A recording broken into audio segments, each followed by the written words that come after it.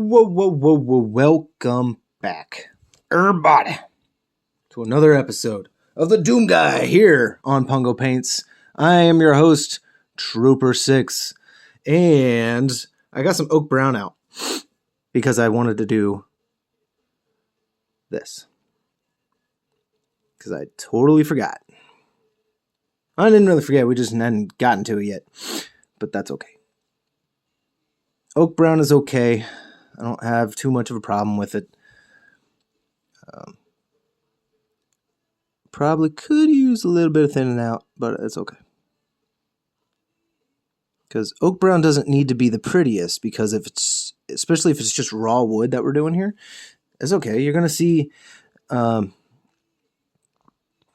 even if you see brushstrokes, I want to say, dude, that's not a terrible thing when it comes to doing wood, because you could try to play that into being wood grain. The problem is you would have to use a highlight color and try to do some of the wood grain yourself in a freehand style of attempt. I think you'd be able to do it. It just depends. Depends on how much you wanted to commit to it.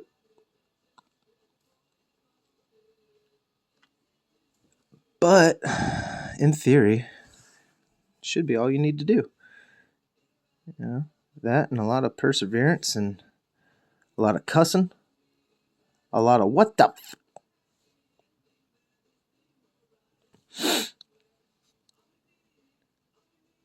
It's some trick photography. Sorry, my YouTube playlist has thrown me for a loop. I've got the Vandals on, An Idea for a Movie. I heard that first at, or what game was I playing? Aggressive Inline on the Xbox. Holy shit, I missed that game. I love that game. It was such a good game. Ugh, Tony Hawk Pro, but for aggressive inline skating? Hell yeah, dude. And what is this? Ooh, we got Less Than Jake. Less Than Jake. I got to see them live. That was fun. You guys want to talk some ska today? Yeah, let's have a ska day. Do you think it's strange? You think the same as you.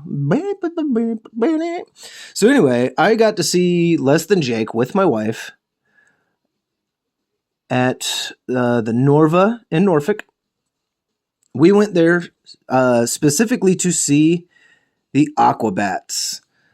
I have been a big fan of the Aquabats ever since fucking high school.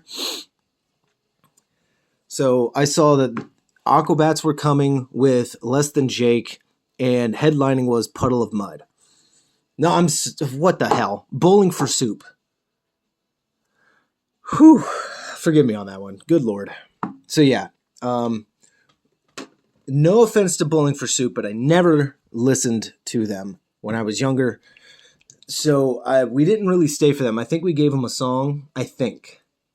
I don't know. We're jumping to the Scaly Hide now, folks. We're going to do that visor. That was too much paint. Whatever. And it was a fantastic show. So obviously, Aquabats, so good. They were so fucking good. They were so fun. Just, my God, it was just about everything I had dreamed of. I had dreamed of being way more active in the show, like in the pit and everything. I mean, there's not really going to be a mosh pit at an Aquabat show. Not that I would ever foresee, because there's a lot of kids. There's a lot of kids that come to the Aquabats. They have their own kids show and everything. The Aquabats are fantastic. If you don't know who they are, dude, look them up. One of the greatest little ska bands to ever come out of wherever the hell they are. And then we stayed for Less Than Jake, and that was so fun, man. I've never spent that much time listening to Less Than Jake. They were never a band that was on my list, never in my, I guess, repertoire. They had been there, but they were never like a staple. So, tell you what, we're going to start here with the Mantis Green now. Mantis Warriors, we're going for this armor, and you're going to see exactly what I was talking about in episode 1. You're going to see just how, like, bright it can be. But anyway, yeah, Less Than Jake. They were really, really fun. I would love to see them again. I'm not opposed to that at all. Aquabats, they're on my list to see again. Like, if they come back around, hell yeah, I want to go see them. There are certain bands where I'm like, if they're there, cool. But am I going to go out of my way to see them? No.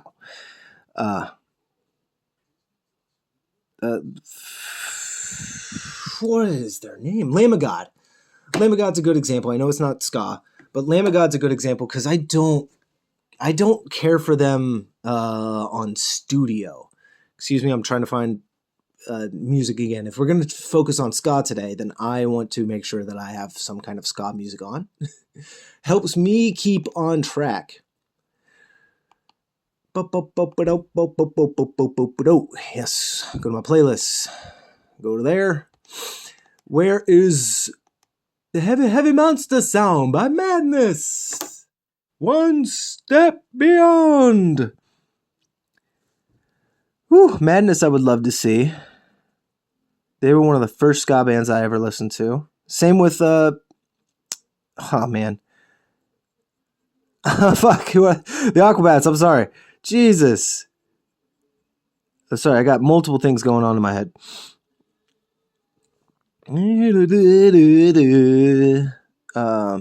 Yeah, a friend of mine had introduced me to them. And they were never big again in my repertoire, in my catalog, but I did search them out at times, and they have amazing music, so fun. Ska is truly a fantastic genre. I feel like ska would probably be an acquired taste for a lot of people. But if you like reggae, you'll probably like ska. Are you a fan of Sublime? Okay, you'll probably like ska. You a fan of shit? I don't even know right now, but yeah, you probably like ska. Anything with horns? You like horns? Yeah, you'll like ska. Maybe. You like jazz? You might like ska. I had a good time with that. Been to plenty of local bands, and of course, my number one is Jack Move. Love you guys. Seeing them, I've seen them more than anyone else I've ever seen or listened to. Easily over 10 times. I know that might not seem a lot to some people, but I honestly couldn't give you a number. And I was going to say, dude, it's over 20 times and be that guy. I'm pretty sure it's not been that many times. But I bet you I have seen them at least now 10 times. I've been to that many shows of theirs, down at various places at the ocean front. Just fantastic stuff. Look up Jack Move. They're amazing. Their first album, 50/50.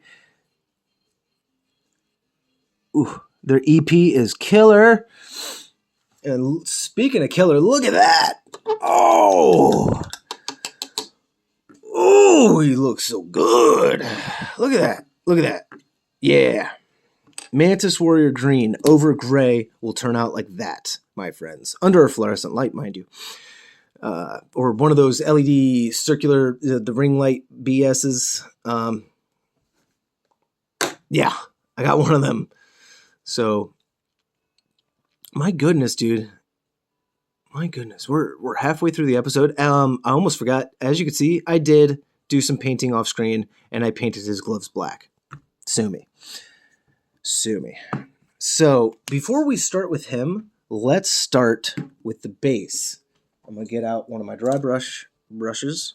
We're going to get We're going to get this janky thing out. You guys remember this one. Very janky. I like that word, jank. Janky jank. Janky jank jank. One of the brushes flew out. Whatever. So we've got the bass by Citadel, Mephiston Red. And we're going to attempt that Scorched Earth look. I did not know this was a new one. That is upsetting, honestly.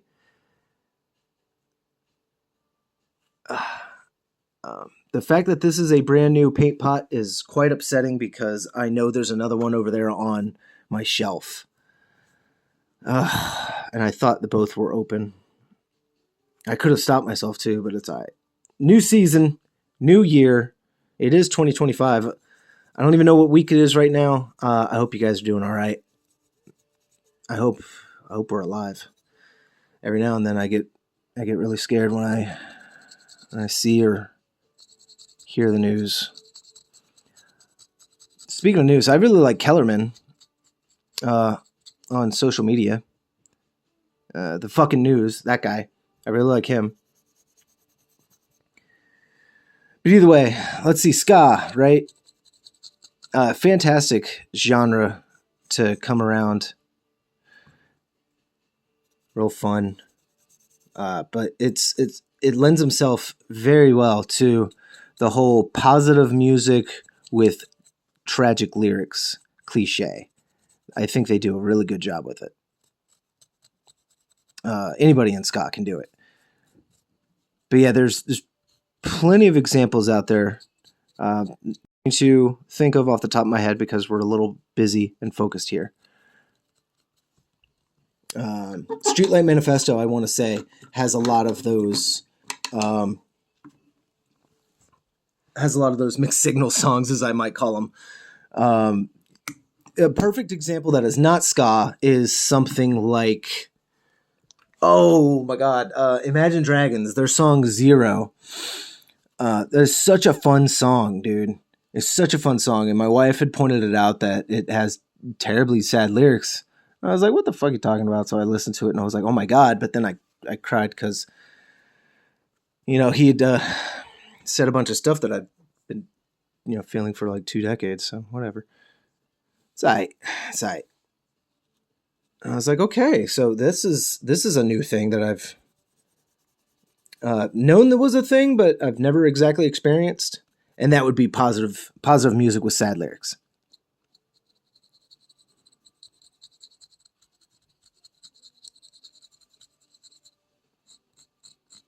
Come on, get that yellow on there, motherfucker.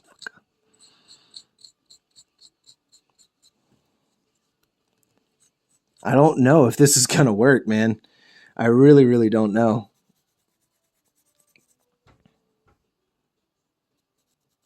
And I feel like we can't do too much yellow because it just won't come off right. I don't know. The base is also... The paint is not going.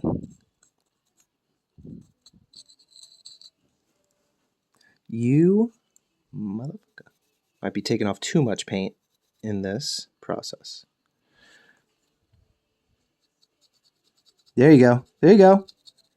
There you go. There you go. That's what I'm talking about, bitch. You see that?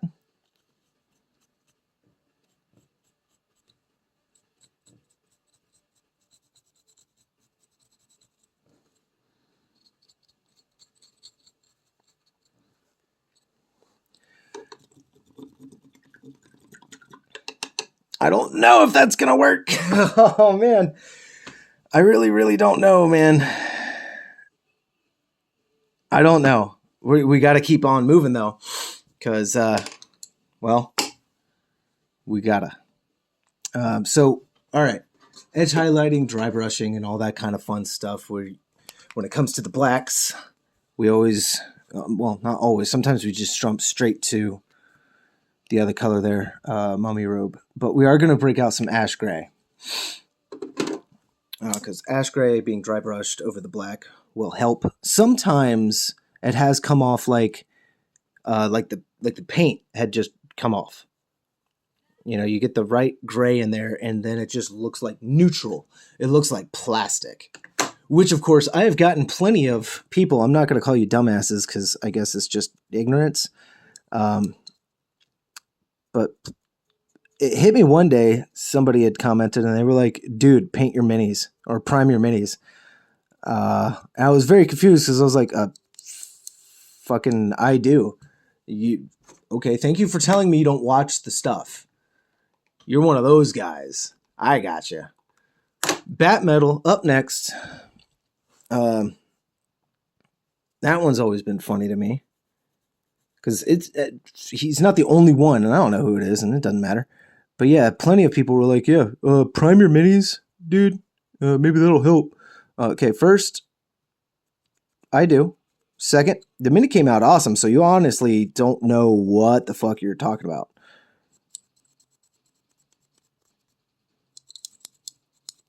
Because I'm not a shit painter.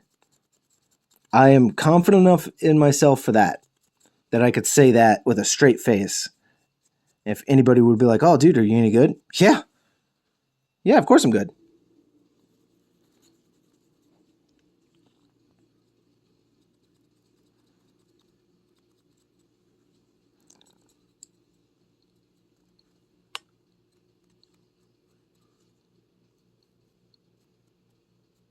All right. Now you see what I mean? How it lighten it up enough, and then we go back later with the mummy robe and do some honest edge highlighting, and it should pay off. But yeah, the dry brushing is just trying to catch most of the raised surfaces, of course, just like anybody would tell you when it comes to dry brushing. Just enough paint. And dry brushing is also very tricky when it comes to not letting your model end up looking chalky. Because if you don't do things right, or if you do too much, it will come off chalky. And unless the model is supposed to be, it's not going to look right. And you might hate it. Other people are going to notice it. But yeah, you got to be careful with that. So because of, this is the number 2. I'm going to grab the number 1 over here. This is usually my edge highlighting. Motherfucker. So we're going to get more. All right, now we are going to attempt a edge highlight of the helmet. 17 minutes. So yeah, the last episode will be just us edge highlighting and other stuff. So we're going to finish up. This is not working out. Whew. Get a little bit more of ash gray out. Come on. Just a little. Just enough for the helmet. Thank you. All right.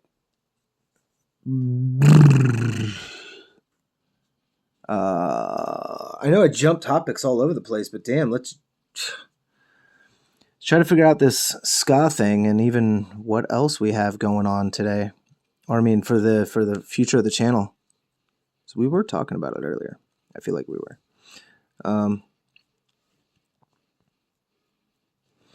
Yeah, so damn, this cannot be my dry brushing brush or my edge highlighting brush anymore. You see how frayed that is? It won't stay together. So that's all right. But see? You could just turn it into a dry brush.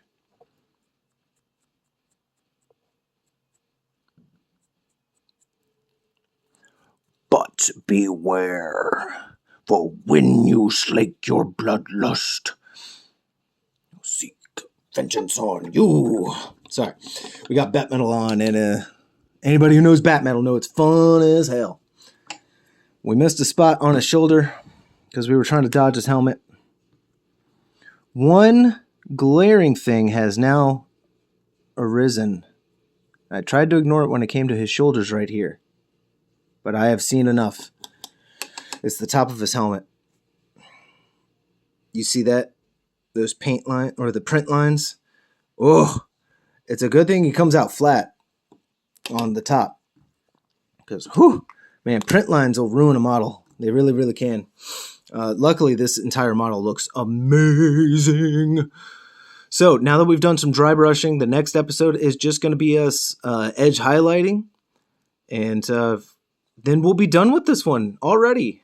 Well, I do need to put on, the oil and whatnot, and that'll be fine. But until then, we will see you guys on the next episode. I really wonder what I'm going to paint alongside of him. So I really don't even know right now. So I could be like, haha, I'm doing this. I don't even know, man. So I will see you guys next time. May the Void Father guide your brush. Take it easy, but don't take it sleazy.